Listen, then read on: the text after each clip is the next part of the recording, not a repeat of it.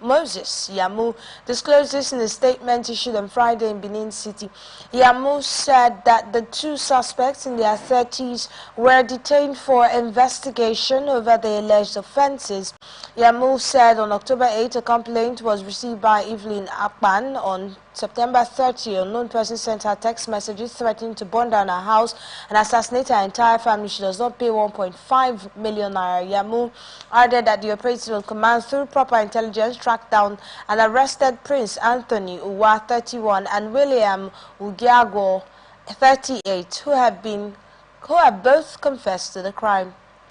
Delta State Police Command has arrested a man in his 20s for allegedly stabbing a girl after a sex romp in Agbo, Ika South local government area of Delta State. ATN gathered that the man, simply identified as Mr. Daniel, was alleged to have stabbed a sex worker in a brutal Apple Inn on Friday night along the ever-busy Benin-Asaba Expressway after an altercation over his refusal to pay the agreed fee. Sources said the suspect, a regular customer at the brothel, had hinged his refusal to pay the fee on his claim that the sex worker denied him ejaculation during the third round of the sex romp. The sources added that the victim, whose identity could not be ascertained as at the time of filing this report, was in critical condition when she was rushed to the hospital for medical attention.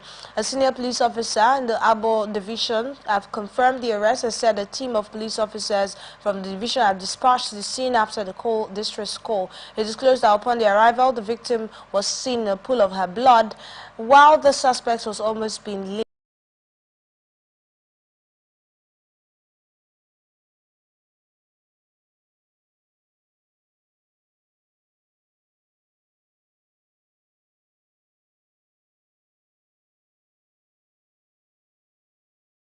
mortuary tax is not meant to generate revenue but to discourage people from taking their dead ones to the mortuary. The executive chairman, Enugu State Internal Revenue Service, Mr. Emmanuel Namani, said this while reacting to the mortuary tax circular addressed to all the mortuary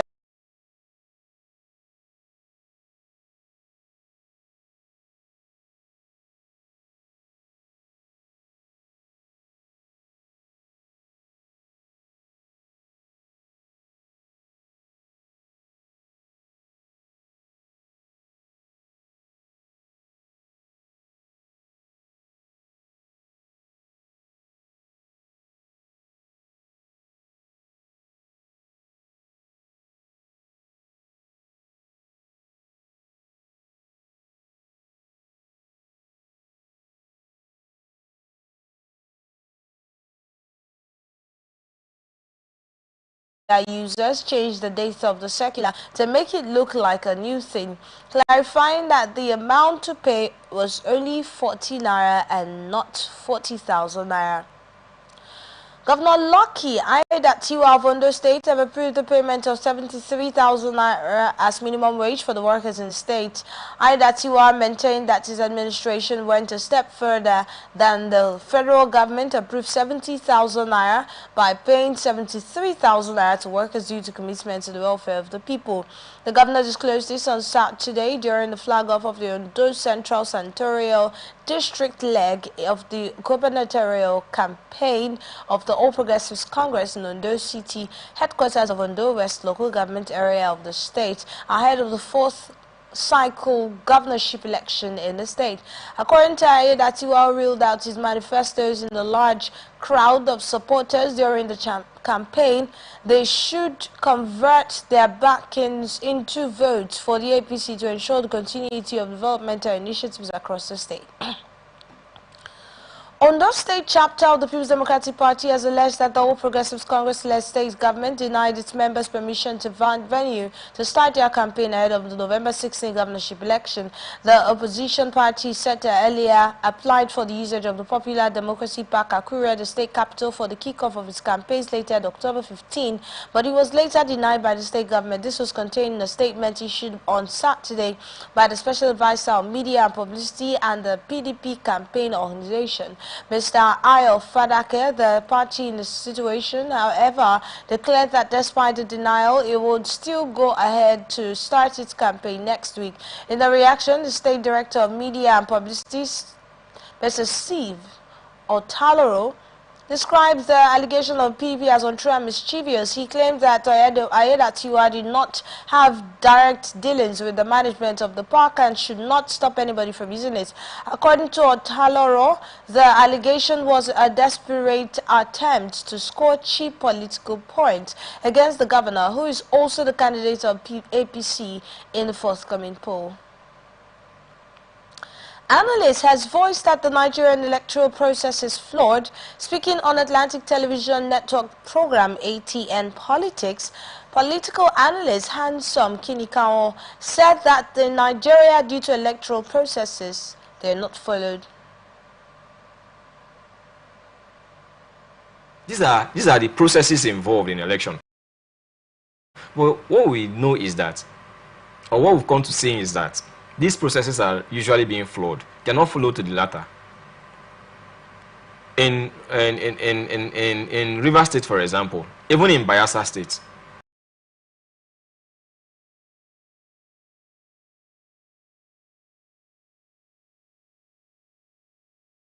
Mr. Kinikao further stressed that leaders are not accountable to anybody because they bribe themselves into power. The electoral process in Nigeria is flawed. And let me tell you the danger in this. People get to power knowing that nobody voted them into power.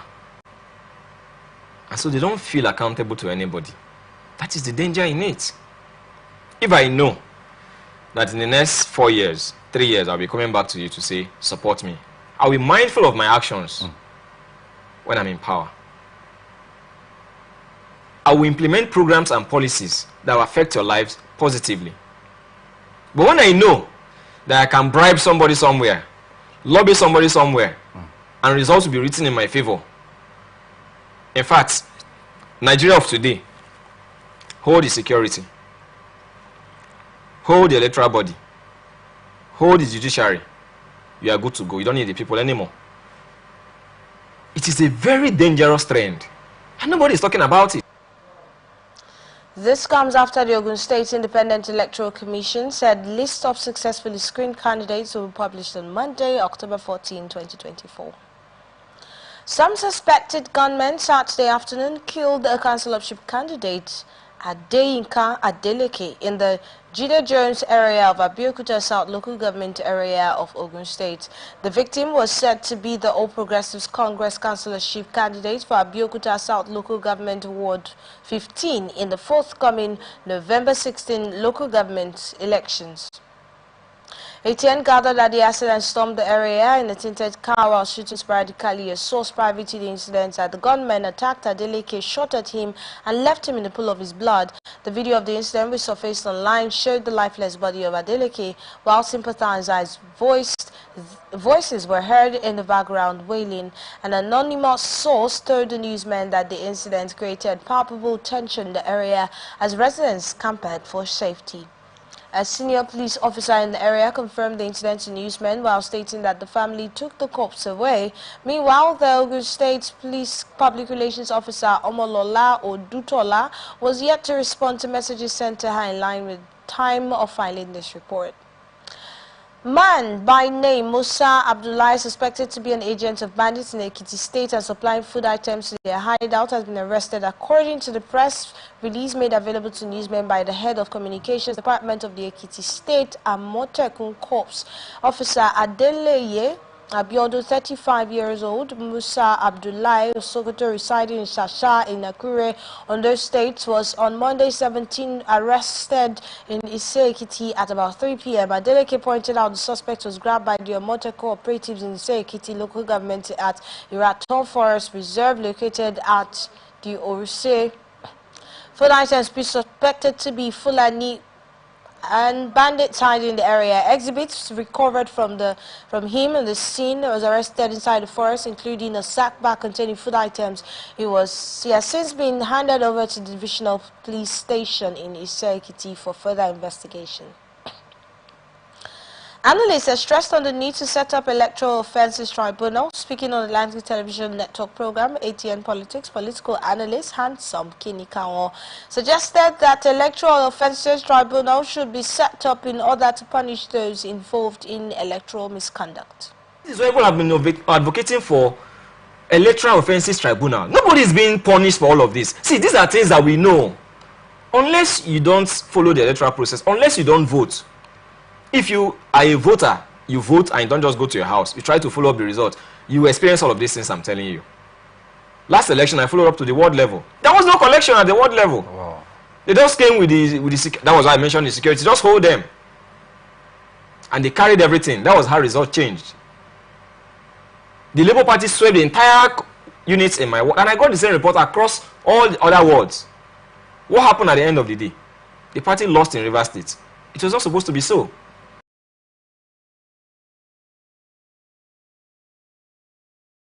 Khan further stated that Nigeria's electoral system is flawed. You find a situation where the PDP is the ruling party in the state. That is why they have to run. Why did they attack the PDP office? Because they are the ones responsible for what is happening in the state. So the electoral process is flawed. That is why these people don't care about you. They don't care about me. They sit there and do things.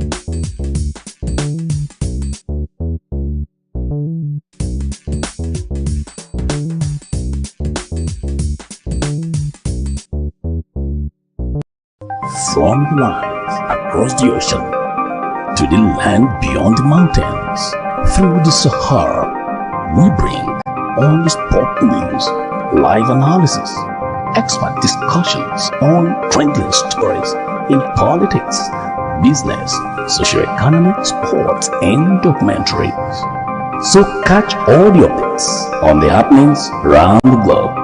Stay focused on the fact today, only on ATN.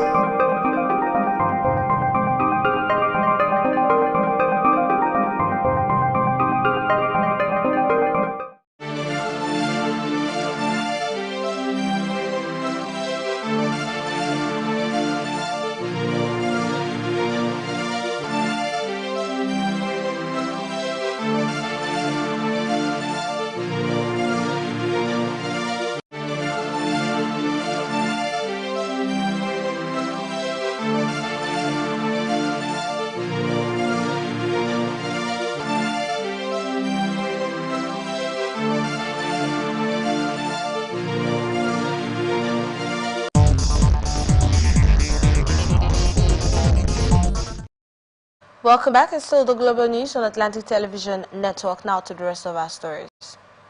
President Bola Tinubu has left the United Kingdom for Paris, France, in continuation of his annual leave. This was disclosed by the Senior Special Assistant on Political and Other Affairs, Ibrahim Masari, on Saturday. During his visit to France, he is expected to attend an important engagement. Tinubu had left Nigeria on October 2nd for the United Kingdom for a 2-week vacation. The development was after the president departed the country 2 weeks ago for the UK on vacation. Minister of Foreign Affairs Ambassador Yusuf Maitama Toga has assured Nigerians that President Bola Ahmed Tinubu's economic reforms are designed to alleviate the nation's economic hardship. Speaking at a press briefing at his Toga Foundation office in Bauchi on Saturday, the Minister of Foreign Affairs called on the public to remain patient with the ruling All Progressives Congress-led administration. He noted that the current economic challenges facing Nigeria are part of the global phenomenon, urging that similar difficulties are being experienced worldwide. Maitama Togo attributed Nigeria's economic struggles to the previous policies and external factors inherited by the Tinubu administration. He linked the challenges in 2008 global finance crisis and subsequent events during COVID-19 pandemic with disrupted trade movements and livelihoods on a global scale. The minister further pointed to disruptions in Nigeria's economy due to insufficient investment in expanding refinery capacities to meet the growing demand for petrol. He discussed the nation's reliance on petrol import, noting that despite having 4 refineries, Nigeria has not upgraded its capacity that matches the needs of over 220. Economic and Financial Crimes Commission on Saturday declared the executive chairman of Total Grace Oil and Gas Investment Limited, Bolaji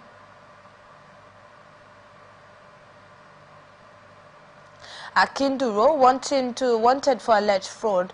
This is according to a statement on the Anti-Graft Agency's official X.com on Saturday. The statesman noted that Akinduro allegedly obtained money under false pretense and stealing by conversion. ATN recalls that APC 2001 EFCC arraigned him for a company he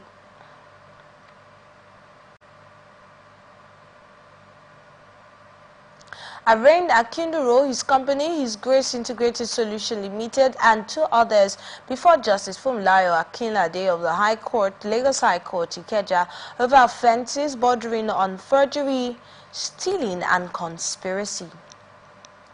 Nigeria Bar Association has established the Adjudicature Review Committee to strengthen Nigeria's judicial system. The association also appointed Dr. Sam Amadi, former Chief Executive Officer of the Nigerian Electricity Regulatory Commission, as the chairman of the committee. This was disclosed in a statement by Mazi Afam Osigwe, chairman of the NBA, and shared by Amadi on his X, formerly Twitter handle, on Saturday. According to the segment, Osigwe noted that the ARC will regularly review key appellate court cases, providing comprehensive analysis to address legal errors and contribute to jurisprudence that enhances democracy in Nigeria. The NBA president also tasked the committee to publishing the Nigerian Adjudicator Review quarterly and offering scholarly commentary on cases with significant socio-economic and political impacts. Nigeria Center for Disease Control and Prevention recorded a rise in Lassa fever cases in week 39 of 2024, with Ondo and Edo states reporting 9 new confirmed cases. The NCDC stated this in their official website based on the latest Lassa fever situation report. Lassa fever, identified by the World Health Organization as a pathogen that, with a high potential for severe outbreak, poses a growth threat to climate change, puts an estimated 100 million people at risk. Symptoms of disease include fever, headache, muscle pain, and in severe cases, facial swelling and bleeding, as survivors often suffer not from long-term complications such as deafness. According to the reports, the agency said the increase from 4 cases reported in the previous week raised the total number of infections to the death in the year of alarming levels. It highlighted the new confirmed cases were recorded in Ondo and Edo states, 2 of the 3 states that account for 68%. The NCDC said the predominant age group affected by the disease ranged from 31 to 40 years, with an equal number of male-female patients. It said that no healthcare worker were affected during the reporting week, a positive sign amid heightened number of cases. Bauchi State Governor Bala Mohammed has dismissed recent speculations of internal division within the People's Democratic Party. The governor, who doubles as chairman of the PDP Governorship Forum, declared that there is no faction within the party. Mohammed's declaration is coming after the party's embattled national chairman led PDP chairman from the northeast on a visit to the governor at the government house, Bauchi, on Friday, amid reports of his purported suspension. ATN recalls that Damagum was reportedly suspended by the faction of the PDP's National Working Committee, along with National Secretary Samuel Ayawu, due to alleged disloyalty. However, the Federal High Court in Abuja restrained the National Executive Committee and Board of Trustees to the People's Democratic Party from removing Umar Damagum as the acting national chairman of the party. Justice Peter Alifu on Friday ordered that no person other than Damagum should be recognized as PDP national chairman until the party's national convention scheduled for December 2025. But speaking after a closed-door meeting with the PDP stakeholders, Governor Mohammed maintained that the party remained intact and would resolve its internal crisis amicably. And now on business news. Nigerian Electricity Regulatory Commission said the federal government incurred an electricity subsidy obligation of 380 billion naira in the second quarter of 2024. In its quarterly report released on Friday, NERC said the electricity subsidy will be dropped by 40% to 253.24 billion naira in the second quarter. The Commission noted that with absence of cost-reflective tariff, the government covers the resultant gap between the cost-reflective and allowed tariff in the form of subsidies. It also maintained that ease of administration, the subsidy is only applied to the generation cost payable by discos to NBET at source of the form of a disco remittance obligation. Federal government, through the Nigerian National Petroleum Company Limited, has signed an agreement with the beginning of sales of gas to the methanol manufacturing project of $3.3 billion, Bras Fertilizer and Petrochemical Company of Limited. Speaking at the signing ceremony held at the headquarters of the ministry, the Minister of State for Petroleum Resources, Ekpe Ekpo, said the gas sales and purchase agreement was signed with Shell, the Total Energies and Ajip on Friday in Abuja, 9 years after the project was first announced. According to him, the signing represented a significant milestone in ongoing efforts to monetize Nigeria's vast gas reserves. He added that the agreement indicated a significant milestone in efforts to utilize the abundant natural gas resources for rapid industrialization and economic growth. Ekpo added that the project was not expected to bring in much needed foreign direct investment and create thousands of jobs for our team population while changing the face and fortunes of the host state and community for good. He also urged all the parties to sustain steadfast with which they overcame the hurdles of making the signing of the project a reality. Also at the event, the MPR Permanent Secretary Ambassador Nicholas Ella said the Braz fertilizer and petrochemical project valued at $3.5 billion is set to generate more than $1.5 billion annually from exports to fertilizers, petrochemicals, and other gas-based products. Dangote Refinery plans to commence crude oil production according to S&P Global Community Insight. This is coming amid the persistent feedstock challenges the Nigerian oil is facing. The crude production is expected to start at its two Niger Delta upstream projects in oil mining lease 71 and 72, acting with about 20,000 barrels per day before ramping up further in the first quarter of the year 2025. The Nigerian government recently confirmed that it has commenced a Naira for crude deal with Dangote Refinery. In line with the deal, the Nigerian government, through the Nigerian National Petroleum Company Limited, NNPCL, will supply crude oil to the Dangote Refinery in Naira. Recall that President Bola Tinubu had directed NNPCL to supply crude in Naira to Dangote Refinery. The development comes as NNPCL recently increased fuel pump price to 1,030 Naira per litre in Abuja. Lagos Chambers of Commerce and Industry said that the Nigerian government should supply crude oil to Dangote Refinery at 1,000 Naira per dollar, exchange to cash and price of medium motor spirit. The president of LCCI, Gabriel Idahosa, disclosed this in a statement. His comments come as the Nigeria government, through the Minister of Finance, Wale Edun, on Friday announced that oil marketers can directly purchase petrol from Dangote Refinery as part of the implementation of the Naira for crude deal, which brought an end to Nigerian National Petroleum Company Limited as the sole buyer. The development followed the increase in fuel prices across NNPCL retail outlets on Wednesday to 1,030 Naira per litre in Abuja.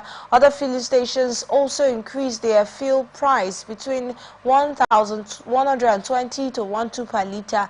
Reacting, they also expressed that the solution to the high price of fuel is for the Nigerian government to sell crude to Dangote Refinery and other refineries at the pegged price of 1,000 Naira for a dollar. According to him, subsidizing crude oil to refineries with a Naira for crude deal, which kicked off on October 1, 2024, will have ripple effect on Nigeria's economy and financial level of the ATN. Recalls that Nigerian government confirmed that it has begun the Naira for crude sale with Dangote Refinery at the official rate exchange market. The Naira stood at 1,641 Naira per dollar on Friday. 2023 Labour Party presidential candidate Peter Obi on Saturday charged President Bola Tinubu to reverse the sudden hike in the pump price of fuel. Obi described the sudden price hike by the Nigerian National Petroleum Company Limited is insensitive and unfortunate. Posting on X, Obi said the sudden hike in the pump price of fuel would have a negative impact on Nigeria's economic survival.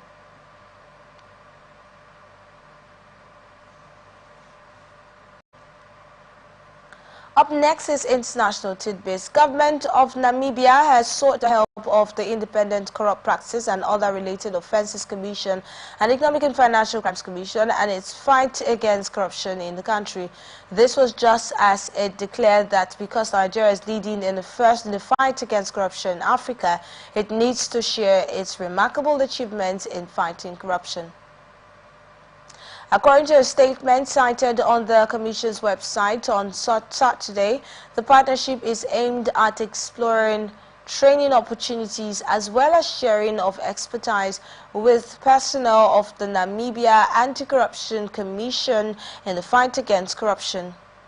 The statement noted that the Namibian government made the call on Friday when its ambassador to Nigeria, Mr. Humphrey Gates, paid a courtesy visit or courtesy call for the ICPC's headquarters in Abuja, Nigeria's capital city. According to him, Nigeria occupies an exalted position in a fight against corruption in Africa and such expertise as Nigeria possesses needs to be shared with other African countries. The statement also noted that the ambassador further revealed that Namibia also had an anti-corruption agency known as the Anti-Corruption Commission of Namibia, just as he proposed that the commission would love to learn about the success story coming from Nigeria, especially in the recovery of stolen assets by the ICPC and its sister agency, the EFCC. Oludayo Adeowo, a 40-year-old man, a Nigerian-British man, has received a 7-year prison sentence in the U.S. for his involvement in the multi-million-dollar business email compromise scheme. A statement from the U.S. Department of Justice revealed that court documents indicate Adeowo conspired to engage in multiple cyber-enabled BC schemes, attempting to steal over $3 million from various entities in Texas, including local governments, construction firms, and a college in the Houston area. Additionally, Adeowo and his accomplices are accused of defrauding a university in North Carolina of more than $1.9 million. He reportedly arrived in the U.S. on August 22, 2022. The United Kingdom faced criminal charges filed against Charlotte and Houston. The Justice Department announced that Adeowo pleaded guilty to 1 count each of wire fraud and conspiracy to commit wire fraud on August 8. The plea came after the case was transferred from the U.S. District Court of the Southern District of Texas to the U.S. District Court of the Western District of North Carolina. Alanda S. Hamdani, attorney of the Southern District of Texas, remarked that Adeowo operated a sophisticated 21st century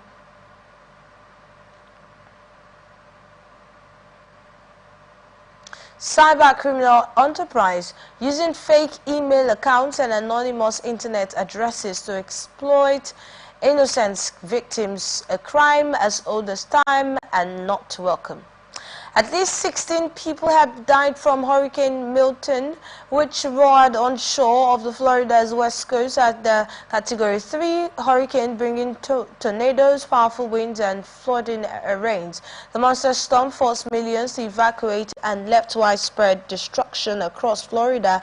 Hurricane Milton made landfall as a Category 3 storm from 8:30 p.m. Wednesday near Siesta Key, Florida, Bernard Island near Sarasota. Now to post-typical cyclone Milton is expected to continue weakening over the next 7 days. At least 16 people have been confirmed dead in Florida and the hurricane's aftermath, including at least 5 due to tornadoes in St. County. At least 1 person has been killed and 12 others have been injured in a shooting that took place at a party at an event center in Oklahoma City. Police have confirmed. Oklahoma City Police said it appears there was a disturbance which led to multiple shots being fired both inside and outside the event center. The names and ages of these involved in the incident have not yet been released, but authorities have confirmed that at least 1 person was killed in the altercation and 12 others have been injured.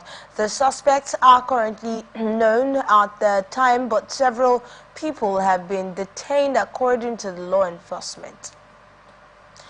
UN peacekeepers in Lebanon warned Saturday against a catastrophic regional conflict on Israeli forces battled Hezbollah and Hamas militants on 2 fronts. On the holiest day of the Jewish calendar, Israel has faced a fierce diplomatic backlash over incidents in South Lebanon that saw 5 blue helmets wounded. On Saturday, the Lebanese Health Ministry said Israeli airstrikes on 2 villages located near the capital Beirut killed 9 people. Israel had earlier told residents of South Lebanon not to return home as its troops fought Hezbollah militants in a war that has killed more than 1,200 people since September 23 and forced more than 1 million others to flee their homes. Hezbollah said Saturday it launched missiles across the border into northern Israel, where all raid sirens sounded, and the military said it had intercepted a projectile. In an interview with newsmen, spokesman Andrei Tenenti said the fear that Israeli escalation against Hezbollah in South Lebanon could soon spiral out of control into the regional conflict with catastrophic impact for everyone. The UN force said 5 peacekeepers have been wounded by fighting in South Lebanon in just 2 days, and Tenenti said a lot of damage had been caused in his post there. Peacekeeper the UN Interim Forces of Lebanon was injured at the organizer's headquarters in Nakora last night after he was hit by gunfire. The organization's 5th casualty in 2 days. A statement released by UNIFIL today said that the victim underwent surgery to remove the bullet and is currently stable. It's actually said that it did not yet know the origin of the fire. For UN peacekeepers were injured last week due to Israeli attacks on UNIFIL positions in southern Lebanon. The IDF says it is in constant communication with UNIFIL. Meanwhile, President Joe Biden have urged the Israeli military to stop hitting UN peacekeepers as international outrage grows over the attacks, with the Lebanese Prime Minister calling it a potential war crime. Israel Defense Force said Hezbollah launched more than 300 projectiles into Israel this weekend. An army spokesperson said on X that over 1 million Israelis ran to shelter during their fast this weekend, the holiest weekends of the year for Jews, and 320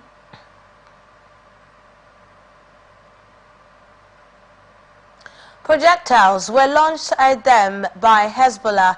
2 projectiles were launched from northern Gaza into Ashkelon, a city in southern area, according to the IDF. Sirens surrounded in the coastal city as the 2 projectiles were identified and fell into an open area.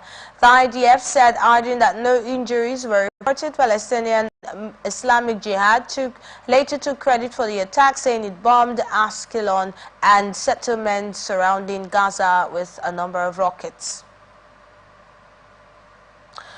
And now in sports news, Kano Pillars have denied owing their head coach Usman Abdullah 3 months' salary. A radio station in Kano recently reported that Abdullah has not received his stipend for the past 3 months. The Sai Masu Gida have now received or released a statement debunking the allegation. The club stated that to clarity, Usman Abdullah was officially appointed as the technical advisor of Kano Pillars in August 6, 2024, as they are currently in the 2nd week of October, noting that it is clear that he has only been with the club for 2 months. Kano Pillars will be away to Akwa United in the Nigeria Premier Football League match day 6 encounter on Sunday. Kingdom Osai has completed a move to the Nigeria Premier Football League, said Rangers. According to reports, Osai signed a 1-year contract with the Flying Antelopes. Osai featured for Doma United in the NPFL last season.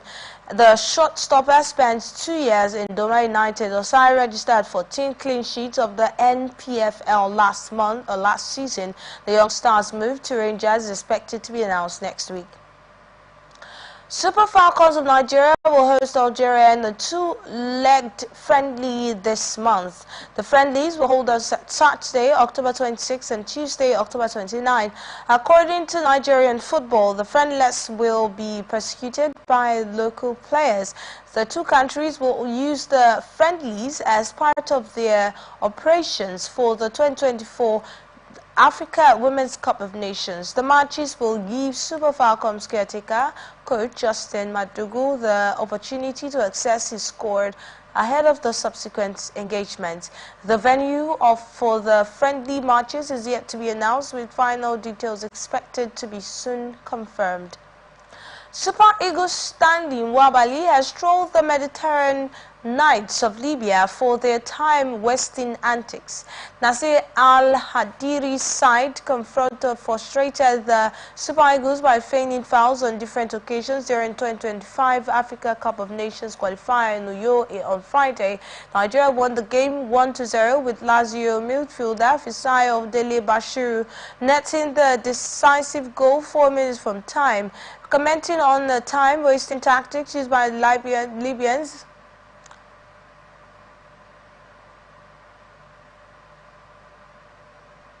Nwabali wrote on his ex-handle, "Who is the wiser person now?" referring to how the Libyans tried to play smart by wasting time.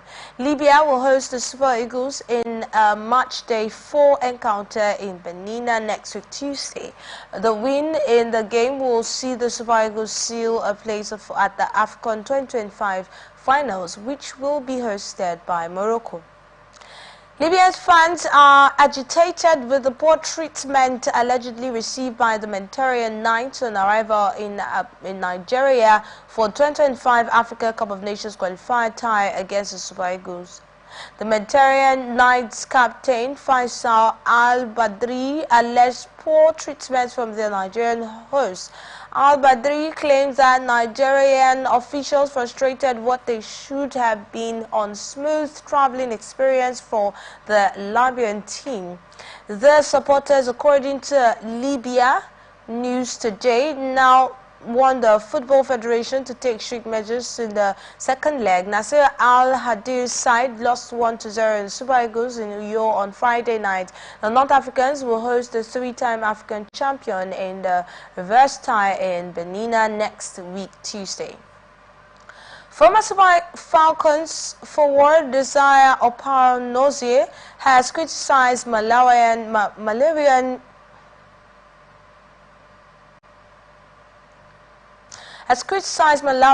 referee Godfrey Philip for disallowing Super Eagles forward Ademola Lookman's goal against Libya. Lookman featured as Nigeria defeated Libya 1-0 in the 2025 Africa Cup of Nations qualifier on Friday evening at the Gospel Akpabio International Stadium in Uyo. The Atlanta Star thought he had handed Nigeria the lead with a well-worked strike in the 83rd minute when he exchanged 1-2 pass with AC Milan's Samuel Chukwueze. However, he, on the advice of his compatriots, assistant referee Clemens Kanduku disallowed Lookman's goal for outside. Few minutes later, Fisayo Dele Bashiru scored the winner of the Super Eagles against the North Africans. Reacting, Opanozie voiced her displeasure with the CAF official for disallowing Lookman's goal, branding it as poor officiating. And now on entertainment news. Popular Fuji musician Tai Currency has publicly apologized to his senior colleague Pasuma over his recent comment about him. Tai Currency has, during a recent performance, disapproved of fans calling Pasuma his father in the music industry. He noted that Pasuma is like an elder brother to him and can't father him, a comment which has generated controversy on social media. In response to the backlash, Tai Currency, in a viral video, apologized to Pasuma and anyone hurt by the segment, stating that his words were misinterpreted. Tai Currency started his music career as a teenager and credits to success to his steadfast character and invaluable mentorship of his industry mentor, Pasuma. Nigerian social media personality Oloba Salo has been hospitalized after being shot in the Lekki area of Lagos State. The viral news on social media was accompanied by videos showing Salo being rushed into a hospital ward. The TikToker reportedly sustained injuries on his legs. His condition remains unclear as of time of filing this report, but videos by onlookers captured chaotic scenes at the hospital. And that's the global news for tonight, but before we go, another look at the major stories. Police uncover den of human traffickers. Gunmen kill councillorship candidate. Tinubu departs UK for France. FG incurs 380 billion naira subsidy bill. Namibia seeks ICPC, EFCC's help on corruption. Tire tenders public apology to Basuma. Kano Pillars deny owing head coach. I am Enidoye Jackson. Thank you for watching. Stay connected with us on all of our ATN socials, on Facebook and YouTube at Atlantic Television Network, on Instagram and TikTok at Atlantic TV Network 1, and on X at Atlantic TV Net. You can watch us live on our website at www.atlanticnetwork.tv. Peace and unity are the pathways to progress. Thank you once again for watching. My name is Enidoye Jackson. Have a very